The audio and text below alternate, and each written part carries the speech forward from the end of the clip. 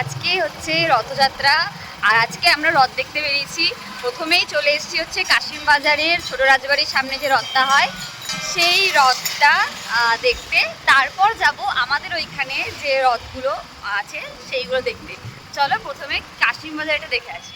আগের বছর এই রথটা দেখতে পাইনি, তার কারণ অনেক দেরিতে এসেছিলাম রাত্রেবেলায়। আর এই কাশিমবাজারের ছোট রাজবাড়ির রথটা কিন্তু বিকেল বিকেল বেরোয়, আমাদের ওদিকে সমস্ত রথ সন্ধেবেলায় বেরোয়। তাই এবছর একদম ভুল করিনি, সোজা আগে এখানে চলে এসেছি। এইটা হচ্ছে ছোট রাজবাড়ির পাশের যে মাঠটা, সেখানে প্রত্যেক বছর রথের মেলা বসে। এই রথটা কিন্তু অন্যান্য রথের থেকে অনেকটাই আলাদা।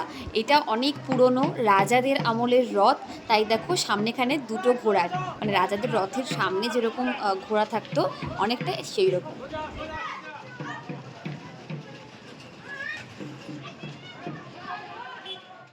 এত সুন্দর আকাশ দেখতে দেখতে আমরা চলে গেলাম হচ্ছে আমাদের ওইদিকে রথগুলো দেখতে।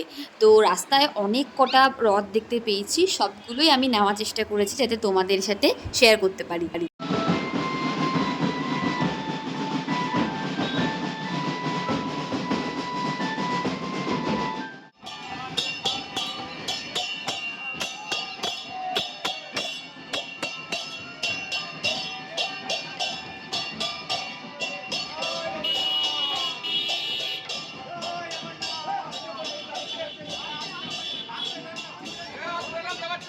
বিকেল থেকেই কিন্তু তোমরা দেখতে পাচ্ছ মানুষ একদম ভিড় করে রাস্তায় দাঁড়িয়ে আছে শুধুমাত্র রথ দেখার জন্য, আমাদের বড় রথ যেটা বেরোয় সেটা দেখার জন্য। তো তার ফাঁকেই দেখতে পেয়ে গেলাম এখানে একটা ছোট্ট পিতলের রথ। চলো তোমাদের দেখিয়ে নিয়ে আসি আমাদের বহরমপুরের পুরাতন হসপিটালের পেছনে যে রথযাত্রাটা হয় সেখানে। তো এইটি হচ্ছে একটি প্রাচীনতম পিতলের রথ, পুরো রথটাই কিন্তু পেতলের।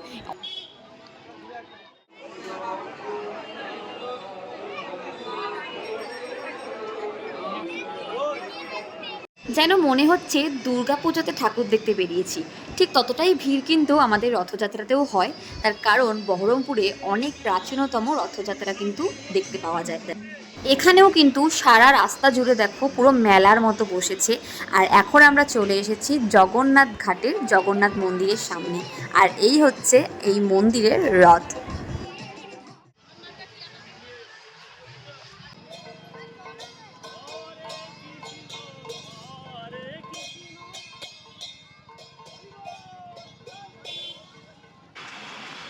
প্রচণ্ড মেঘ করেছে, প্রচণ্ড। যত সময় যাচ্ছে তত আকাশে ঘন কালো মেঘ হয়ে যাচ্ছে। আর আমরা তো ভীষণ চিন্তায় পড়ে গিয়েছিলাম যে এই রকম যদি মেঘ থাকে আর যদি বৃষ্টি শুরু হয় তাহলে রথযাত্রাটা আমরা কিভাবে মানে দেখবো আর কি। আমরা গঙ্গার ধারে যেখানে অপেক্ষা করছিলাম যে রথ আসবে, তো সেখান থেকে অনেক দূরে ছিল রথ, মানে অনেকটা টাইম লাগতো আসতে। তাই ভাবলাম তাহলে এর ফাঁকে একটু ফুচকাই খেয়ে নিই, মনটাও ভালো হয়ে যাবে।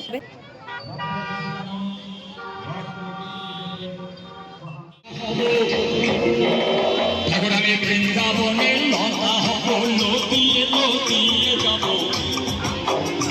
এখন আমি বৃন্দাবনে লতা হব, লতিয়ে লতিয়ে। এই ইস্কনের রথটা কিন্তু আমাদের বহরমপুরের সবথেকে বড় রথ, মানে সবথেকে বড় প্রসেশন দিয়ে কিন্তু এই রথটা বেরোয়। তো এইটা দেখার জন্য মানুষের বীভৎস ভিড় হয়, দেখতেই পাচ্ছ তোমরা, প্রচুর মানুষ ভিড় করে লাইন করে থাকে শুধুমাত্র এই রথযাত্রা দেখবে বলে।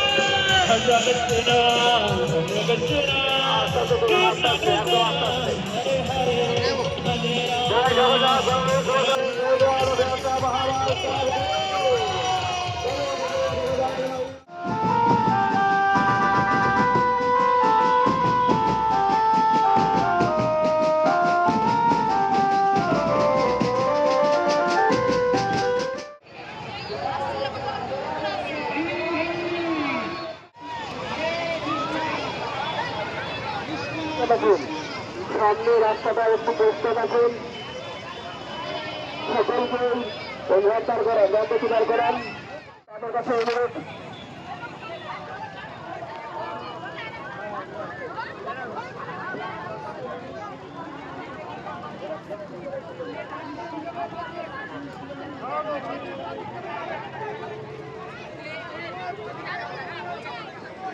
রথ রথ যারা এগিয়ে যাচ্ছেন তারা ডান দিকে থেকে এগিয়ে চলুন।